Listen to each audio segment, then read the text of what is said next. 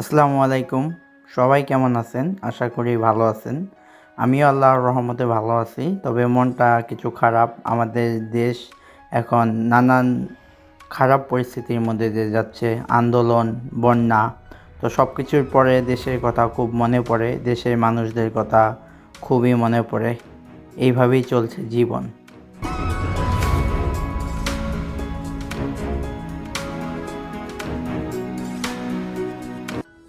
তো দেখতে দেখতে আমার বাস চলে আসলো। আজকে একটু বের হলাম। অনেক দিন কোথাও যাওয়া হয় না, তাই ভাবলাম আজকে একটু শহরের দিকে যাই। আমার একটা ডাক্তারও অ্যাপয়েন্টমেন্ট ছিল, তাই এখন বাসে উঠে শহরের দিকে যাচ্ছি। আমি কিছুদিন অসুস্থ ছিলাম, আল্লাহর রহমতে এখন অনেকটা ভালো। অসুস্থ থাকার কারণে এবং আমাদের দেশের সার্বিক পরিস্থিতির কারণে আর আপনাদের মাঝে ভিডিও নিয়ে আসা হয় নাই। তবে এখন থেকে ইনশাল্লাহ রেগুলার আপডেট পাবেন। এবং দেখতেই পাচ্ছেন এখন এই সবুজ সুন্দর শ্যামল পরিবেশে আমি ধীরে ধীরে চলে যাচ্ছি। তো ফ্রেন্ডস, এখন বাসের মধ্যে বসে আছি এবং আপনাদের সাথে অনেক দিন পরে কথাবার্তা বলতাছি। মনের মধ্যে একটা ভালো লাগা কাজ করতেছে। চারদিক দেখলে খুব ভাল লাগে। তো এখানে একটা রোড স্টপেজ আছে, রাস্তার কাজ চলতেছে বিদায় আমরা এখানে ওয়েট করতেছি। কিছুক্ষণের মধ্যে আবার চলে যাব। তো তো এখন দেখতে দেখতে চলে আসলাম ডাক্তারখানায়। তো এইটা হচ্ছে ওয়েটিং রুম। আমি আমার ফিজিওথেরাপিস্টের জন্য ওয়েট করতেছি এবং এই চিকিৎসাটা সম্পূর্ণ ফ্রি, যেটা আমার ইন্স্যুরেন্স কোম্পানি বেয়ার করে। তারপরে ডাক্তার দেখানো শেষ হওয়ার পরে আমি বাইরে চলে গেলাম। অনেক দিন পরে আপনাদের সাথে কথা বলে মনে খুব ভাল লাগতেছে। আমি এখন যাচ্ছি একটা মুসলিম শপের দিকে, যেখান থেকে আমি আমার নিত্য প্রয়োজনীয় কিছু জিনিসপত্র কিনবো।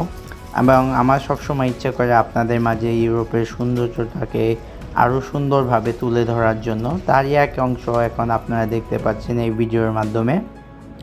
তো ফ্রেন্ডস, এখন আমি এই হার্টসলোট সিটির রাস্তার ভিতর দিয়ে চলে যাচ্ছি।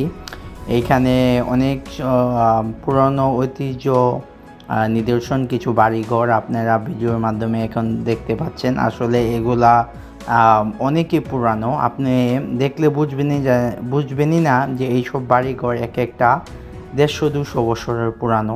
সো আমার কাছে আসলে ইউরোপটা এক্সপ্লোর করতে খুবই ভালো লাগে। এবং আলহামদুলিল্লাহ আমার দেশের অবস্থা এখন ভালো। নতুন সরকার আসছে এবং স্বৈরাচারী শেখ হাসিনার পতন হয়েছে আলহামদুলিল্লাহ।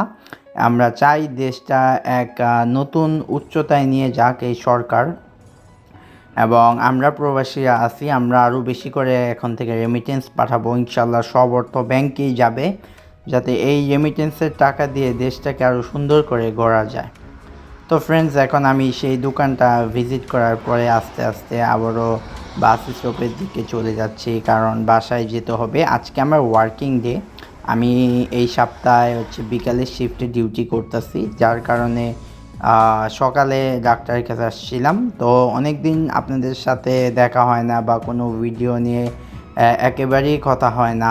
লাগে যে আমি কোনো এক জায়গায় হারাই গেছি। না, আমি বেঁচে আছি। মূলত দেশের সার্বিক পরিস্থিতি খারাপ থাকার কারণেই আর ভিডিও নিয়ে আসা হয় নাই। কিন্তু আমরা সবসময় চেষ্টা করছি দেশের মানুষের পাশে থাকার, দেশের সাথে থাকার, দেশের ভালো জিনিসের জন্য নিজেকে কাজে লাগানোর জন্য। সো অনেক কথা আপনাদের সাথে শেয়ার করলাম। আশা করি এই ভিডিওটা আপনারা যারা দেখছেন আপনাদের ভালো লাগছে।